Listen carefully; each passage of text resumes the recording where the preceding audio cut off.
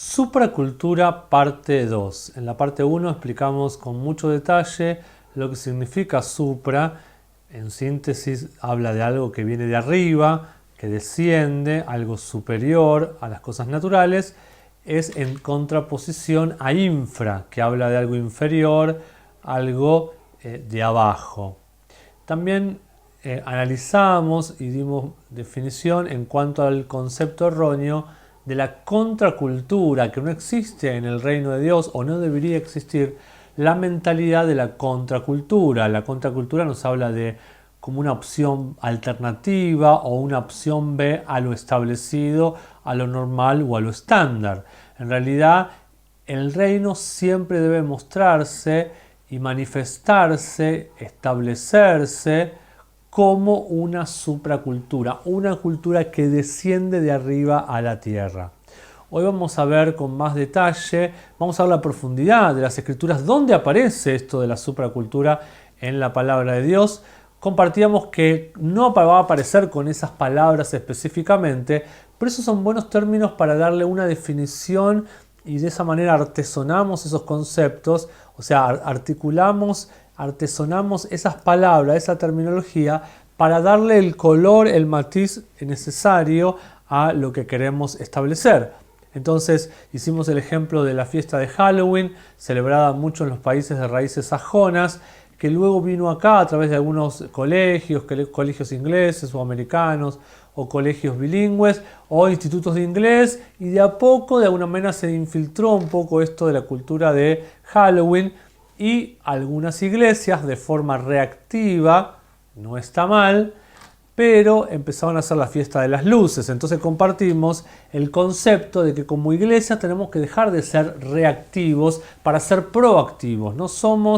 No tiene sentido o no está bueno crear algo para batallar contra algo o para hacerle una pulseada o como darle otro sopapo.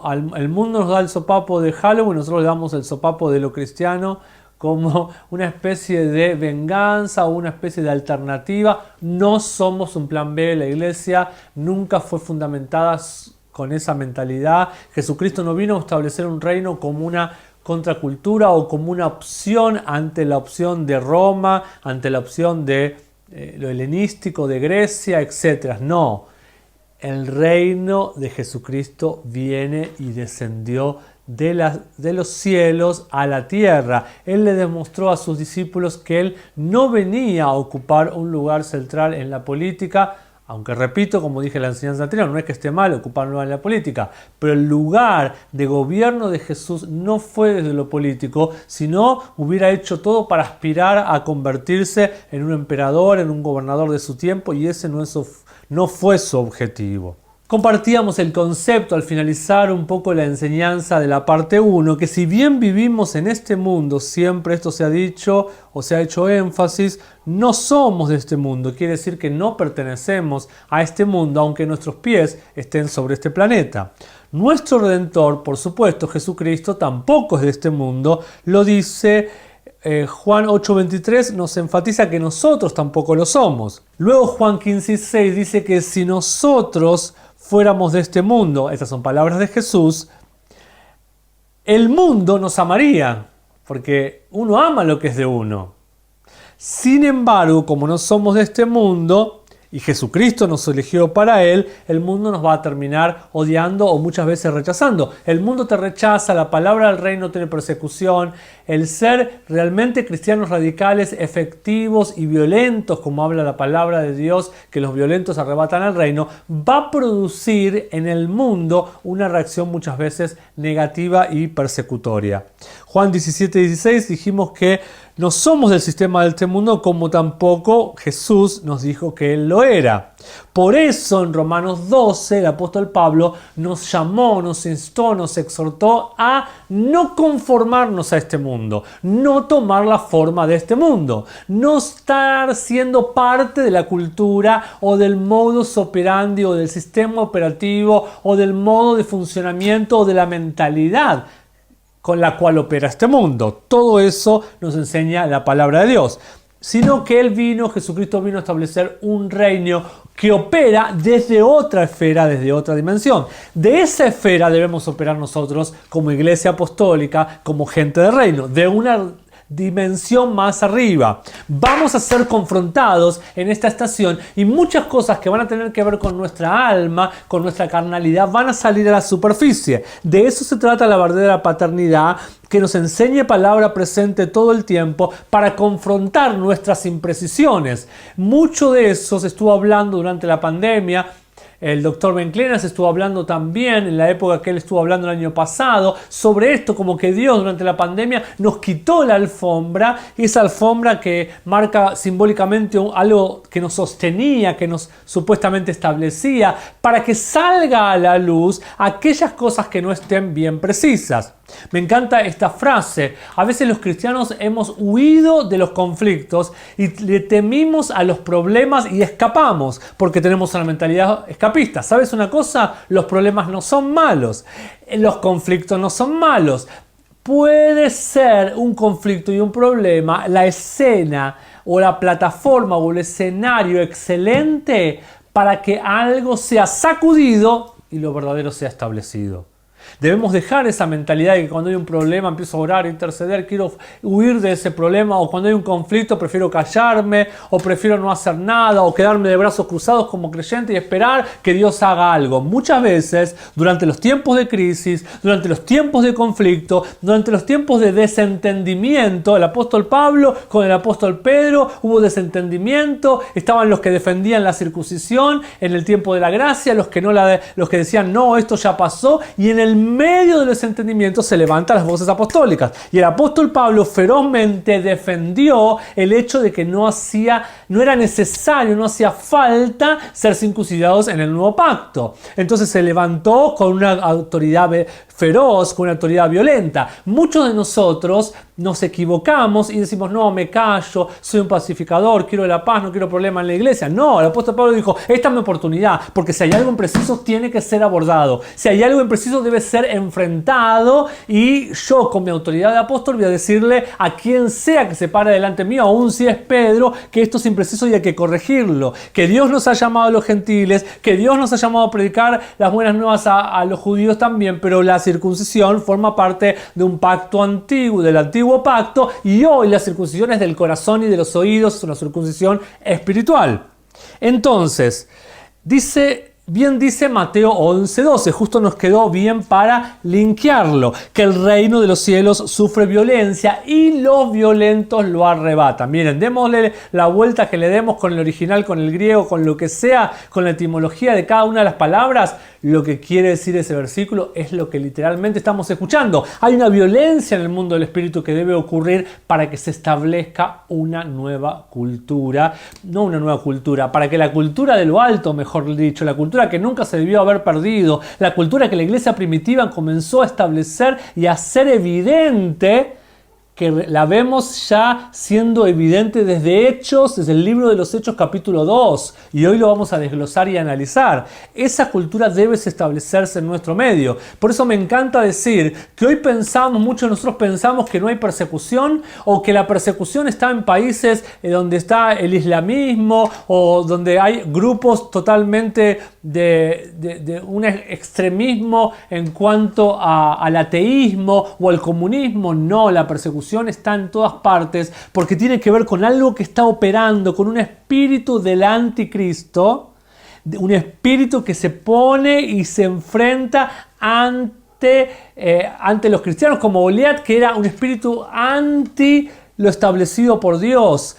Y ese espíritu opera a través de la cultura y la educación de una manera terrible y nos persigue las mentalidades de nuestros hijos, de nuestros jóvenes, de nuestros adolescentes, y quiere ir en contra de todos los principios y valores morales y valores bíblicos. Miren lo que sucedió, o pensemos un poco el análisis de lo que sucedió en Estados Unidos. Más allá de las diferencias que podamos tener, se levantó alguien como Donald Trump, que muchos predicadores apoyaron. Más allá de si lo tenía buena o mala motivación, empezó a traer a luz de vuelta principios bíblicos y poner de vuelta en su boca la voz de Dios, que en realidad estaba dentro del fundamento de la forma de constituir esa nación y de declarar en favor de esa nación. Pero luego vino otro movimiento y ahora las votaciones no apoyaron a alguien con principios cristianos, con principios basados en la palabra de Dios que nunca cambia, por más que haya modas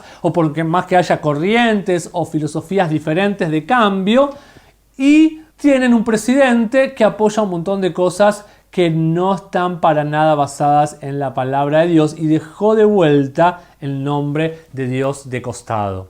En la cultura reinante escuchamos palabras, por ejemplo, como no se puede ser retrógrada. No se puede venir con conceptos retrógradas. Y esos conceptos, que no voy a perder el tiempo en enumerar, que la corriente de ahora, que viene desde instituciones más arriba y quieren imponer a través de la cultura, de la educación, de las artes, por ejemplo, esas ideas o esos conceptos que van totalmente en contra de los principios bíblicos y cristianos, los quieren mostrar como que son de vanguardia, como que son nuevos, como que son novedosos, como que el mundo va para ese lugar y es un lugar de más libertad y de más felicidad, cuando en realidad son principios o cuestiones o prácticas o hábitos que la misma Biblia habla, condena y habla muy en contra, que van en contra de la identidad de las personas, la verdadera identidad en Dios, el amor hacia uno mismo en diferentes cuestiones, la aceptación. Muchos de esos principios van en contra de la familia misma, de la procreación y de un montón de cosas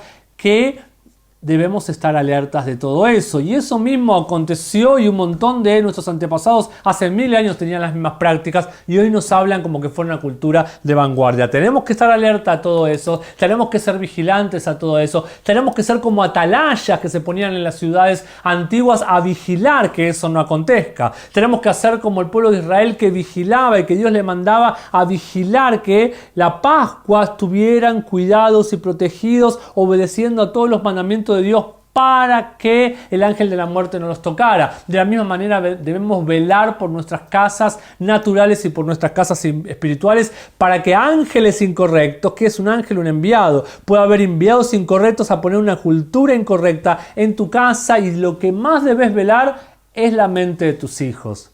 ¿Y cómo velamos muchas veces la mente de nuestros hijos? Velando y observando y vigilando ¿Qué hace con su celular? ¿Qué hace con las páginas de internet? Porque ahí hay un mundo virtual que quiere establecer muchas veces una cultura incorrecta y violenta para lo malo, violenta para lo incorrecto.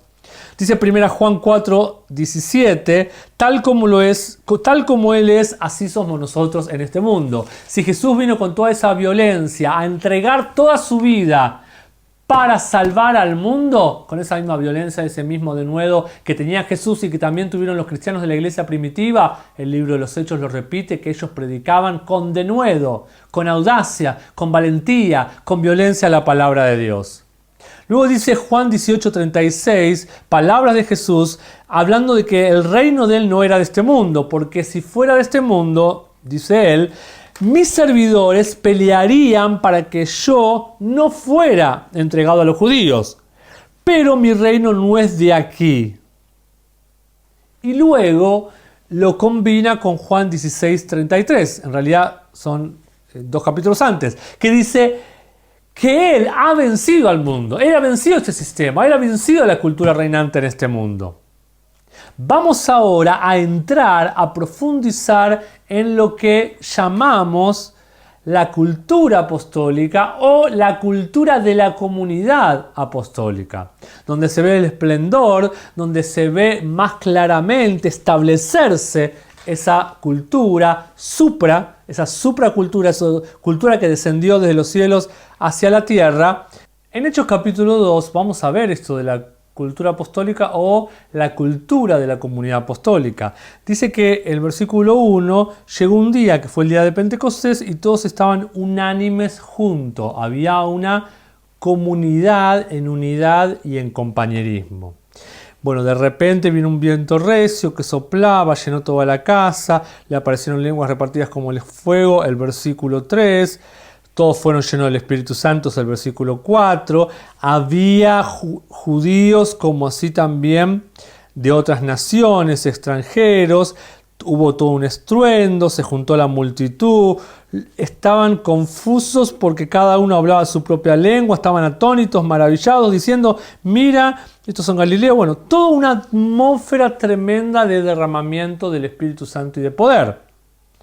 Luego, si seguimos más adelante, en el versículo 14, dice que Pedro se puso en pie. Pedro, un gran apóstol de ese tiempo, una gran columna con la cual se edificó la iglesia. Se puso de pie y con él los 11 otros apóstoles se levantaron a apoyarlo. En la comunidad apostólica nunca es el trabajo de un llanero solitario o de una figura estrella predicador a las naciones o a las multitudes o a los estadios de manera sola, sino que hay un equipo, hay un apóstol, hay una compañía apostólica, hay uno que se para y los otros apoyan lo que ese hombre de Dios está estableciendo y realizando. Él alzó, seguimos con el 14, él alzó la voz y les habló diciendo, varones judíos y todos los que habitáis en Jerusalén, esto os sea notorio y oíd mis palabras. Y comenzó a predicar. Estos no están ebrios, como ustedes supen, puesto que es la tercera hora, más esto es lo profetizado por el profeta Joel. Y comienza a describir toda la profecía hasta el versículo 21. Y acá hay algo tremendo entonces que acontece, que es que Pedro suelta un mensaje poderoso que da a luz una atmósfera apostólica, una atmósfera de milagros, una atmósfera de maravillas, una atmósfera donde la supracultura comienza a descender y a establecerse de manera más notoria. Hasta acercarnos al versículo 42, que es nuestro versículo de estudio profundo, nuestro versículo clave, donde ahí hallamos las 4 patas o los 4 pilares de una verdadera comunidad apostólica. Pero antes vamos a ir a otra antesala, que es desde el versículo 36. Dijo Pedro, sepa pues ciertamente toda la casa de Israel que a este Jesús, a quien vosotros crucificasteis, Dios lo ha hecho Señor y Cristo. Señor, el que está en el dominio, el que está en la autoridad, el que está en el gobierno. Cristo, el ungido. Al oír esto se compungieron de corazón y dijeron a Pedro y a los otros apóstoles, varones hermanos, ¿qué haremos? Pedro les dijo, arrepentíos y bautícese, cambie de mentalidad y bautícese cada uno de vosotros en el nombre de Jesucristo para perdón de pecados y recibiréis el don del Espíritu Santo. 39. Porque para vosotros es la promesa y para vuestros hijos. Tiene bendición y poderío, empoderamiento del Espíritu Santo a través de las generaciones. Y para todos los que están lejos, para cuantos el Señor nuestro Dios llamare. Y con muchas palabras testificaba y les exhortaba diciendo, sed salvos de esta perversa generación. Había una generación con una cultura que se había infiltrado que era perversa. Así que los que recibieron su palabra, la palabra del apóstol Pedro, fueron bautizados y se añadieron aquel día como 3.000 personas. 3.000 personas añadidas en un día por un mensaje apostólico tan relevante, tan potente como el del apóstol Pedro. Y acá está el versículo protagonista de esta enseñanza. Dice, y perseveraban en la doctrina de los apóstoles, en la comunión unos con otros, en el partimiento del pan y en las oraciones. Para poder entender mejor este versículo, o para darle diferentes colores y diferentes matices, siempre me gusta usar diferentes versiones de la palabra de Dios o diferentes traducciones que aciertan o le dan más en la tecla en diferentes aspectos del mismo versículo.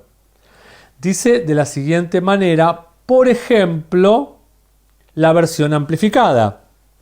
Ellos perseveraban firmemente, dedicándose, había un compromiso, había una entrega, había una dedicación, constantemente a la instrucción, número 1, o sea que había una enseñanza, una educación, un proceso.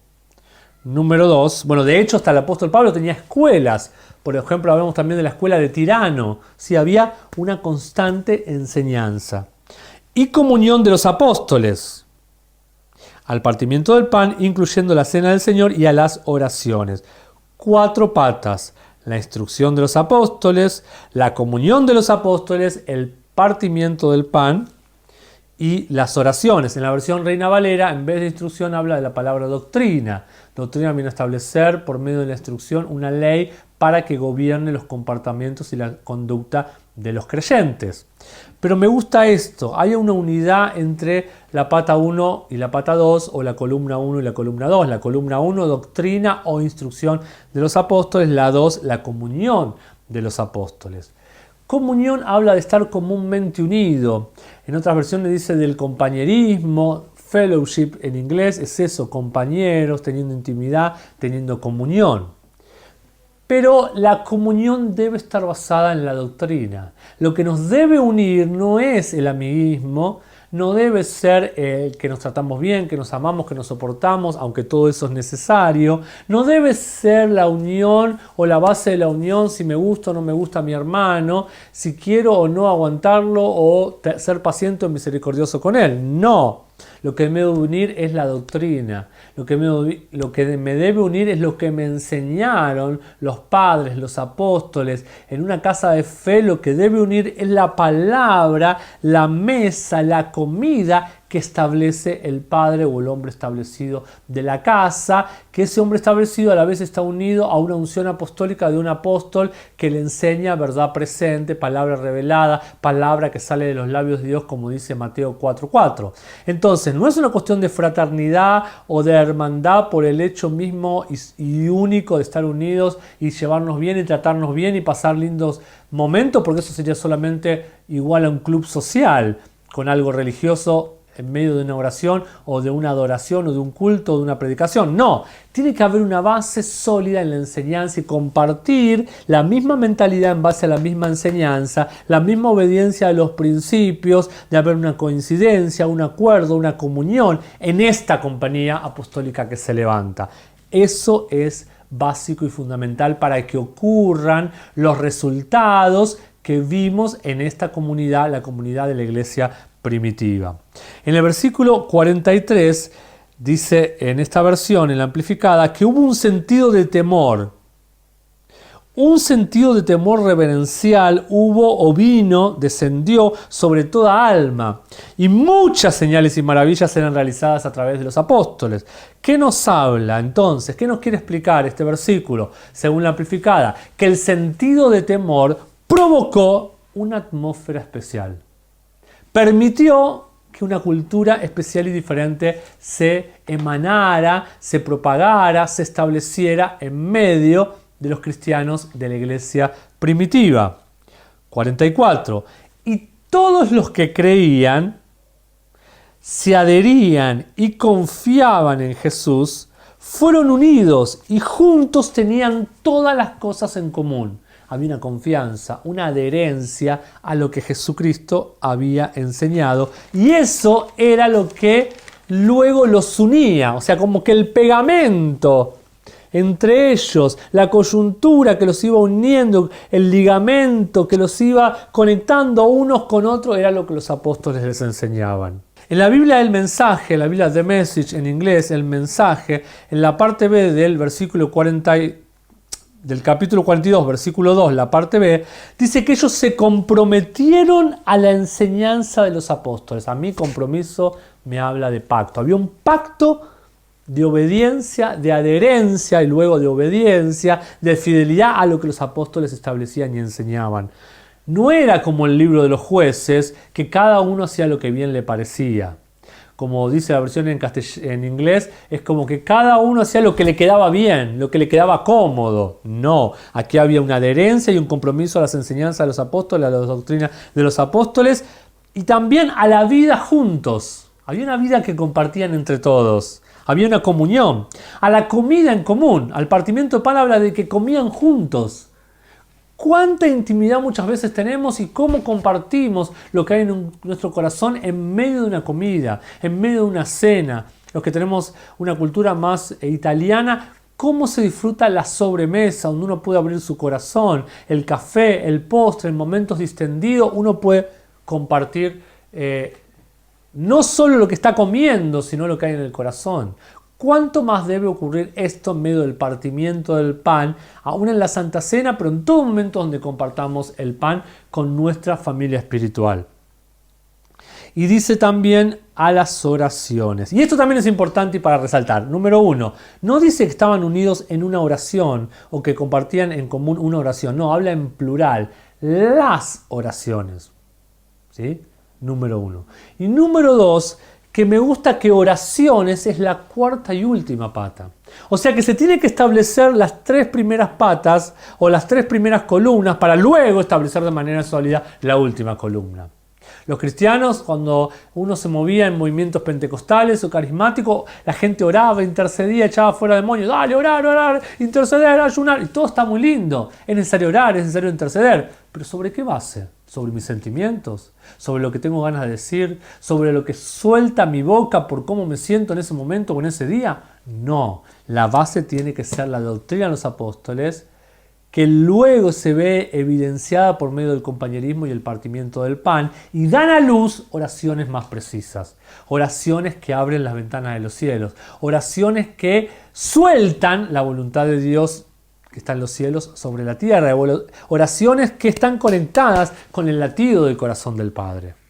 Una versión que me re gustó cuando estaba estudiando es la versión llamada The Voice, una traducción llamada The Voice, que usa una palabra que tanto viene a traer claridad y que queremos establecer en esta enseñanza, que es la palabra comunidad. La versión The Voice de el capítulo 2 de Hechos, versículo 42, dice de la siguiente manera: la comunidad continuamente estaban comprometidos a aprender, o estaban comprometidos al aprendizaje, es lo mismo, de lo que los apóstoles enseñaban. Estaban comprometidos a recibir esa enseñanza, a aprender de los apóstoles, reuniéndose para el compañerismo, partiendo el pan y orando.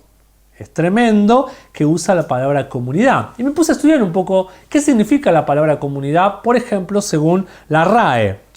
Número 1 quiere decir una cualidad de común. Es decir, que hay un sentido de pertenencia, cualidad de común que pertenece o se extiende a varias partes. Número 2, un conjunto de personas de un pueblo, de una región o nación. 3, conjunto de personas unidas por características o intereses comunes, que tienen en común, que los une. Por ejemplo, podemos hablar de una comunidad lingüística, los une un mismo lenguaje, un mismo idioma. También puede ser una comunidad o conjunto unidas por intereses o acuerdos políticos o intereses internacionales que los une, por ejemplo, la Comunidad Europea. También una junta o congregación de personas que viven bajo ciertas constituciones o reglas. En nuestro ejemplo, el reino de Dios vive bajo la constitución del reino. Entonces somos una comunidad apostólica, la que establecieron los apóstoles en la iglesia primitiva. Viene del latín, comunidad viene del latín comoine, que significa conjuntamente o en común. También del latín arcaico comomonis, con doble M. Y acá viene algo interesante que todos conocemos. Com está unido a munis y quiere decir algo que coopera o que es corresponsable, que colabora a realizar una tarea. Me encantó la palabra y el término corresponsable, que quiere decir que comparten una misma responsabilidad, que hay uno que comparte una responsabilidad con otro, o que colaboran para realizar una tarea. Por eso el término munis, que de ahí también, por ejemplo, deriva el concepto de municipalidad o el título de municipalidad. Quiere decir servicial, cumplidor de un deber. Y también tenemos el término in munis, que significa exento de toda obligación o libre. Munis deriva de la antigua palabra latina munia, que significa obligaciones, oficios o tareas públicas. Ahí tenemos municipio. En latín, municipium eran las ciudades autónomas que frente a Roma estaban ellas unidas y defendían los mismos derechos y deberes que los ciudadanos romanos. Es muy interesante poder estudiarlo de esta manera.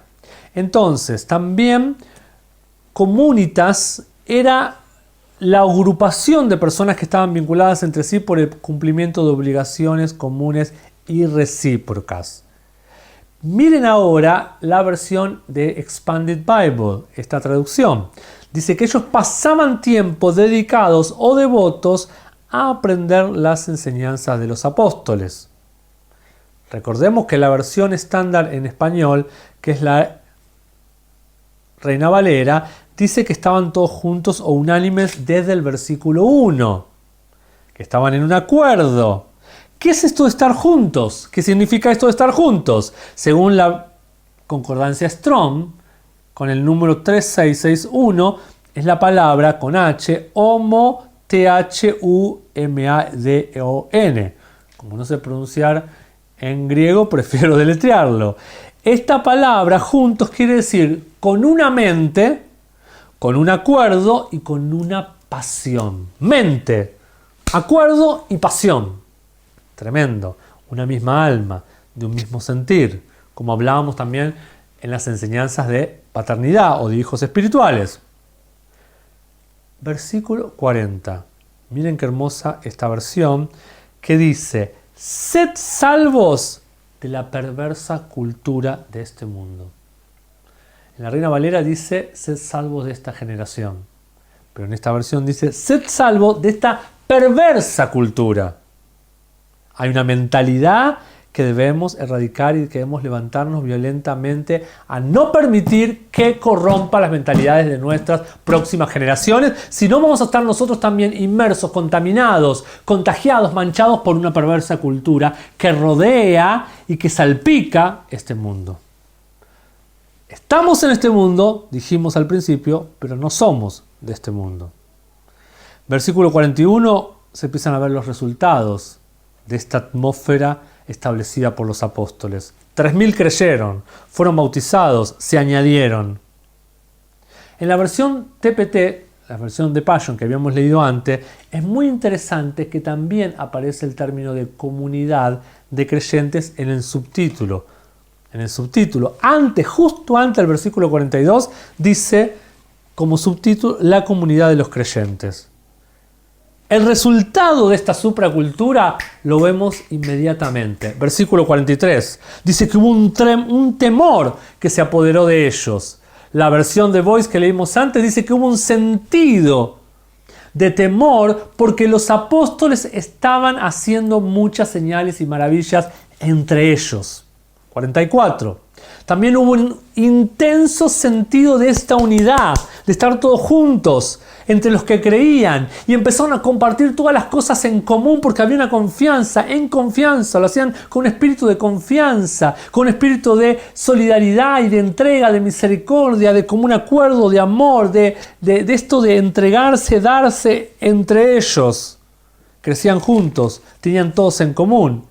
45. Distribuían según sus necesidades. No había nadie que le tenía, cuando le faltaba algo a alguien se ocupaba de provérselo, como dice el versículo. Si tienes 2 capas, el que tenga 2 capas, entréguele una al que no tiene. 46. Diariamente, en un acuerdo en el templo, se vinculaban. La versión de Boyce dice: estaban unificados y mientras adoraban en el templo día tras día y luego en las casas partían el pan, compartían las comidas con alegría y generosos corazones. En otra versión dice con sencillez de corazón, simpleza de corazón, gozo exultante, un gozo en extremo mientras comían. En la versión TPT dice que había corazones gozosos y con tierna humildad. Volvamos a la amplificada. Dice el versículo 42 que ellos continuamente, fielmente estaban devotos a la instrucción de los apóstoles, al compañerismo.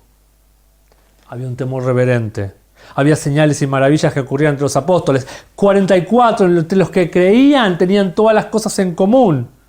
considerando sus posesiones, que no les pertenecían a ellos como un individuo, como una persona aislada, sino que lo que poseían les pertenecía a la comunidad, les pertenecía al reino.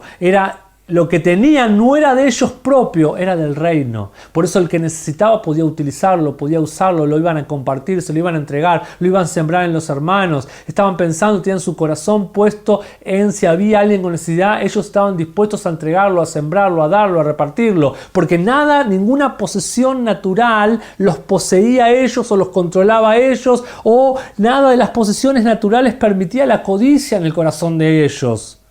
Dos que tuvieron codicia fueron erradicados, que fueron Ananías y Zafira, en ese ambiente tan tremendo. No era permitido el egoísmo o la codicia, y menos mentirle al Espíritu Santo. Los corazones se han expuesto porque todos se movían en una cuestión de olvidarse de lo que necesitaban, querían o tenían para ellos mismos, y todo tenía que ver con el beneficio y avance del reino y no de sus causas personales. Todo lo tenían en común y lo distribuían según las necesidades, dice el versículo 45. Y me encanta en la amplificada un concepto tremendo del versículo 46. Dice que día tras día regularmente se reunían, se congregaban en el templo, no de cualquier manera, con un propósito unificado o unido. Había un propósito que los vinculaba. Muchas veces en las iglesias a las cuales estamos acostumbrados a ir no falta buena adoración, no faltan buenas oraciones, y a veces tampoco falta buenos predicadores, en algunas sí. Pero ¿saben lo que es tremendo? A nuestras casas de fe, a nuestras iglesias ciudad, a nuestros eventos muchas veces le falta propósito. Y eso es tremendo. No hay un propósito cristocéntrico. Se perdió la centralidad de predicar a Cristo y a un Cristo resucitado, a un Cristo que estableció las buenas nuevas del Evangelio. Debemos volver a que nuestras iglesias, a que nuestras casas de fe, aún las empresas están volviendo a eso. Cada vez más las empresas están volviendo a tener propósitos definidos, objetivos claros que se puedan medir, que se puedan, que toda la comunidad, si algo se busca en las empresas hoy en día, es que todos sus vínculos, su gente, su staff, tengan bien claro cuáles son sus valores, cuáles son su misión, sus metas, su modo de alcanzar esas metas, esa visión, lo que están buscando, lo que están pretendiendo. Y a veces a la iglesia vamos como cristianos sueltos, como llaneros solitarios. Voy para que me bendigan, voy para que me oren, voy para que me aconsejen, voy para que me den una palabra y durar toda la semana, voy para saber cómo mejorar mi matrimonio, para restaurar. Nada de eso está mal. Pero se perdió el enfoque. El enfoque debe ser Cristo. El enfoque debe ser la palabra. Debemos volver a tener iglesias cristocéntricas. Que el tabernáculo de David sea restaurado en nuestro medio. Necesitamos volver al eje, necesitamos volver al enfoque y necesitamos estar unidos en propósito. Pero para eso debemos valorar y establecer, permitir que se establezcan las 4 patas de esta comunidad apostólica. No es suficiente tener milagros, maravillas, buenas oraciones. No, debe haber instrucción, enseñanza, educación, doctrina de los apóstoles, número 1. Debe haber compañerismo y comunión bajo esas enseñanzas y que nos unan esas enseñanzas, no que nos dividan. Número 3, debe haber partimiento del pan, con gozo, con alegría, con simpleza de corazón, con humildad, están juntos comiendo un asado en Argentina, comiendo arepas en Venezuela, comiendo lo que sea, pero sobre todo comiendo la palabra que sale de los labios de Dios, que es la palabra revelada por los apóstoles, traída a nuestras mesas espirituales, la palabra que procede de los labios de Dios, como dice Mateo 4:4. Y último, en base a todo esto, elevar nuestras oraciones. Ha sido un placer establecer y enseñar sobre cultura apostólica. Tenemos tanto más para desplegar y enseñar, pero esta es la base de una verdadera cultura apostólica. Y esto es que estamos llamando o estableciendo como la cultura no infra de abajo, no contra como una cultura plan B, no, la supracultura, la cultura de arriba, la que desciende de lo alto hacia la tierra, que sea hecha tu voluntad, como lo es en el cielo, así en la tierra. La mentalidad que hay en los cielos, que tengamos esa misma mentalidad acá en la tierra, porque no operamos desde esta esfera natural, sino que estamos sentados con Cristo en dimensiones celestiales, y de esas dimensiones celestiales debemos operar, haciendo morir nuestra carne, llevando todo al señorío de Cristo y a la cruz de Cristo, nuestro egoísmo, nuestras mentalidades religiosas o nuestras mentalidades tradicionales o nuestra humanidad. No, la mentalidad de arriba, porque estamos con Cristo escondido estamos con Cristo, en lugares celestiales estamos gobernando con Él. Estamos siendo llamados como comunidad apostólica a hacer descender la supracultura de los cielos a la tierra.